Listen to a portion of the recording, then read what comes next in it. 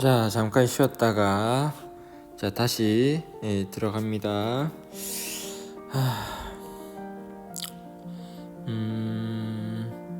참 근데 아까 깜빡 잊어버린 게 하나 있어요. 뭐냐면 아까 우리 이제 요거 우리가 에피쿠로스를 갖다가 그 쾌락주의라고 했잖아. 이렇게 얘기하는 것처럼 스토아 학파를요 금욕주의라고 해요. 그래서 쾌락주의하고 금욕주의하고 좀 대비되잖아요. 한 김에 다시 정리하면 에피쿠로스나 스토아 학파나 둘 다 이제 어떤 개인의 행복, 이제 뭐 안심 인명이다 뭐 이런 말도 쓰는데 개인의 행복을 갖다가 중요하게 여기는데, 근데 행복한 게 달라. 그러니까 에피쿠로스는 어떤 그 쾌락을 통해서 행복인데 그 쾌락이 어떤 육체적 쾌락 아니라 주로 정신적 쾌락 쪽으로. 근데 스토아파는 어떤 행복은 행복인데 이게 이제 어떤 자연에 대한 그 인식 그리고 거기에 따라서 삶에서 오는 초연함에서 비롯되는 행복입니다. 자, 다시 돌아갈게요. 자, 이번에는 근대로 봤습니다. 근대. 우리 이런 말 있어요. 그러니까 고대는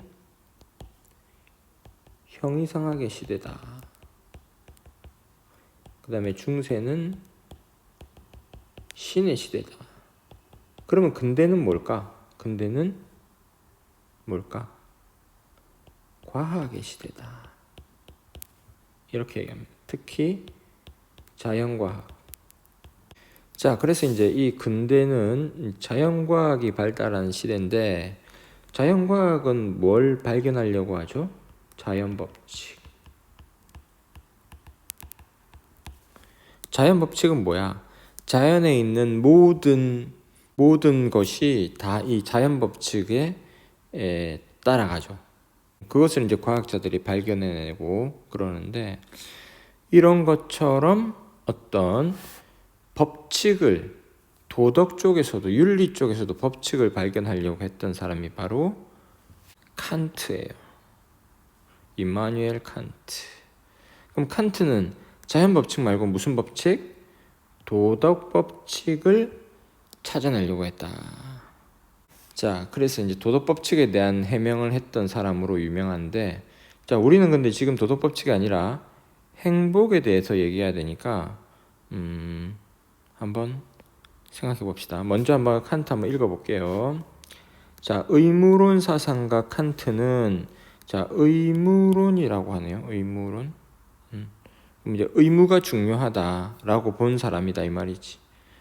잠깐만. 이거부터 정리를 해야 되겠다. 자, 의무. 무엇을 하는 것이 네 의무다. 그럼 뭘 해야 되는데? 도덕 법칙을 실천해야 돼. 도덕 법칙을 실천하는 것이 의무다. 라고 보는 것이 이제 칸트. 이것이 바로 여기서 바로 선이 나온다. 라고 본 게 이제 의무론 사상가인 칸트의 주장입니다. 자, 그럼 의무론 사상가 칸트는 행복을 자신의 복지와 처지에 관한 만족이라고 여겼다. 그럼 만족이라고 그러면 굉장히 주관적이다, 그치?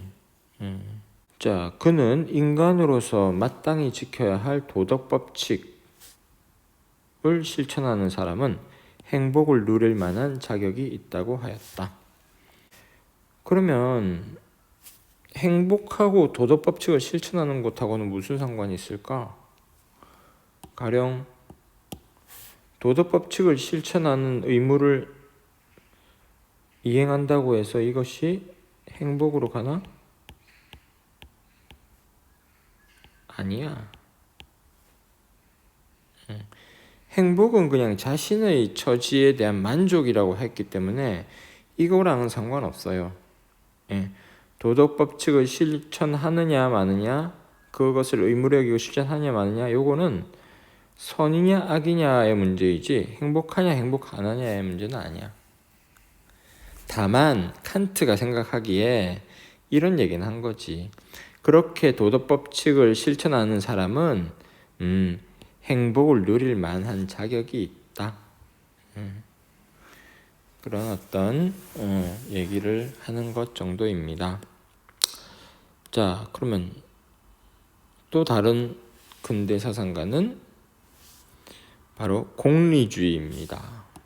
공리주의 들어보셨죠? 공리주의 사상가 벤담과 밀이 나왔습니다. 자, 공리주의가 뭐냐 봤더니 쾌락을 가져다 주는 행위를 옳은 행위로, 고통을 가져다 주는 행위를 그릇된 행위로 여기는 윤리학설이다. 그렇습니다. 공리주의에서는요, 행복은 뭐야? 행복은요, 이퀄 쾌락이에요. 그렇구나. 쾌락이라고 여겼으며, 그리고 이것을 삶의 목적으로 봤대요. 그래서 행복은 쾌락이라고 여겼으며 이를 삶의 목적으로 제시하였다. 이 사람들도 어떻게 보면 쾌락주의자네, 그지? 예, 공리주의자들도. 그래서 앞에 에피쿠로스하고 좀 통하는 부분이 있겠다. 근데 이제 이 사람들은 좀 다른 점은 뭐냐면, 그 다음 봐봐요. 자, 이들은 최대 다수의 최대 행복을 가져다 주는 행위를 할 것을 강조하였다. 아까 에피쿠로스는 개인의 행복을 얘기했는데 여기서는 이제 사회의 행복을 얘기를 해요. 그래서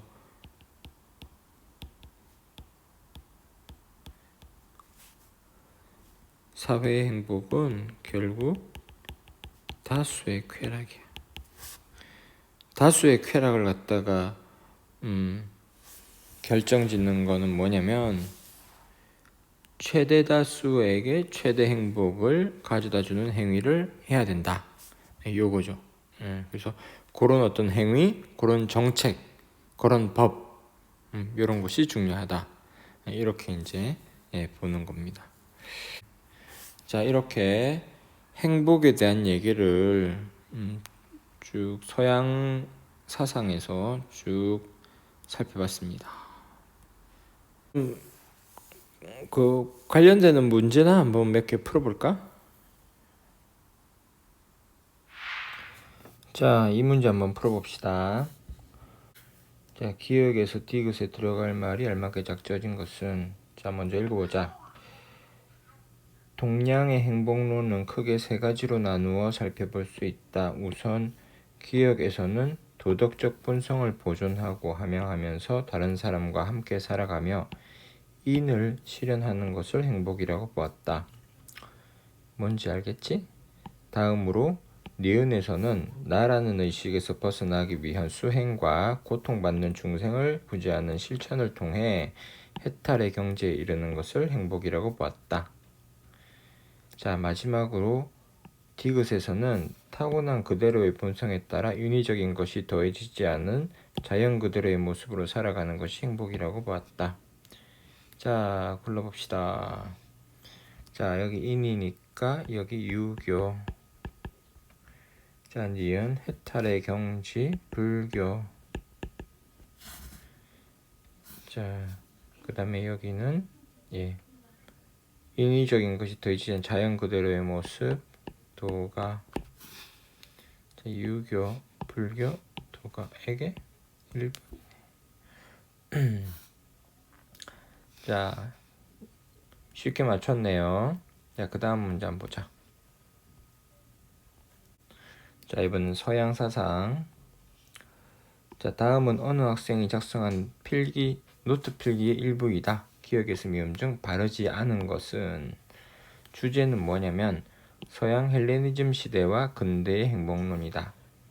헬레니즘 시대, 전쟁과 사회적 혼란에 따른 불안에서 벗어나는 것을 중시하였다. 헬레니즘 시대, 불안에서 벗어나는 것을 중시하였다.